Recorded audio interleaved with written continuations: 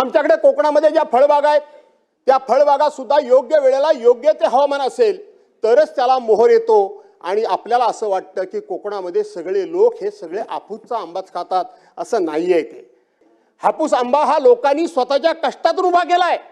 आप्पासाहेब गोगटे वारले पण त्यांनी खूप मोठ्या प्रमाणामध्ये या ठिकाणी तिथल्या लोकांना समृद्ध केलं।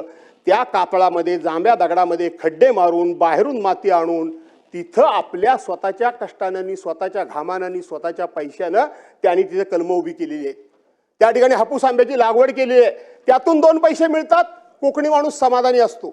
तो कधीच कर्ज काढायला तयार नाही, कर्ज काढलं तर तो वेळेवर भरतो, तो बुडवायला तयार नाही, तो कधी एखादा हुक टाकून कोणाची लाईट चोरत नाही, तो 1 पैशाचं सरकारी देणं कोणाचं ठेवत नाही। घरपट्टी असेल पाणीपट्टी असेल वेळच्या वेळी भरायची, सरकारी नोटीस आली म्हणजे आपल्या 7 पिढ्यांना डाग लागला असा स्वाभिमानानं जगणारा कोकणी माणूस सुद्धा आज खूप मोठ्या चिंतेत आहे।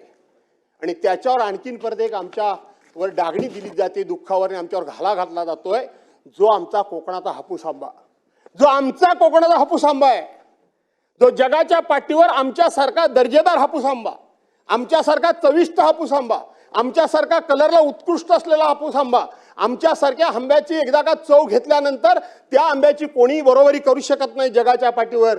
त्या हापूस आंब्याला 2018 साली GI मानांकन मिळालं।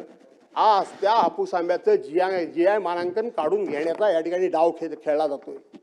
GI मानांकन डाव खेळला जातोय बलसाड आंब्याला, हापूस आंब्याचा दर्जा का कशा करता, काय संबंध त्याचा? आज 400-500 वर्षापूर्वीपासूनचा आमचा आंबा आहे, जे आमचं आहे, जे आमचं फळ आहे, जे आमचं पॅटर्न आहे, जे आम्हालाच असलं पाहिजे, त्याच्यावर घाला घालायचा त्या ठिकाणी कशा करता? कोकण एक तर काय मागत नाही, तुम्ही त्यांना आर्थिक मदत काय करत नाही, केलीत तर तुमची सरकार मदत बुडवत नाही, तुम्ही त्या ठिकाणी कर्ज आम्ही घेत नसल्यामुळे बँकेचं रिशेड्युलिंग केलं तर त्याचा त्याला उपयोग होत नाही का? कशा पद्धतीनं? आज मला परवा ज्या दिवशी कोणाची तरी एखाद्या जबाबदार मंत्र्याची मी मुलाखत बघितली, मी नाव या ठिकाणी घेत नाही, त्यांनी सांगितलं काय त्यांनी होणार आहे, काय फरक पडतोय, शेवटी आमच्या हापूसची देवगडची चौथी चव, आमच्या रत्नागिरीची चौथी चव कोणालाच येणार नाही। हे असले तकलादून अशा प्रकारचे पळकाडू उद्गार मंत्र्यांना शोभत नाहीत का? कशा करता? बलसाडला कुठल्याही परिस्थितीमध्ये हापूस आंबा, हापूस हा शब्द देऊ नका अध्यक्ष महोदय, आणि आमच्यावर अन्याय करू नका। तुम्हाला गुजरातला काय द्यायचं असेल ते आणखीन काय ते द्या, काय द्यायचं ते द्या, जमलं तर तुम्ही पण तिकडे जाऊन राहा, काय फरक पडत नाही। परंतु आमचा जो हापूस आंबा आहे, जो आमचा अधिकार आहे, जो आमचा हक्क आहे, जो आमचं पेटंट आहे, त्याला त्या ठिकाणी अध्यक्ष महोदय तशाच पद्धतीने राहू द्या।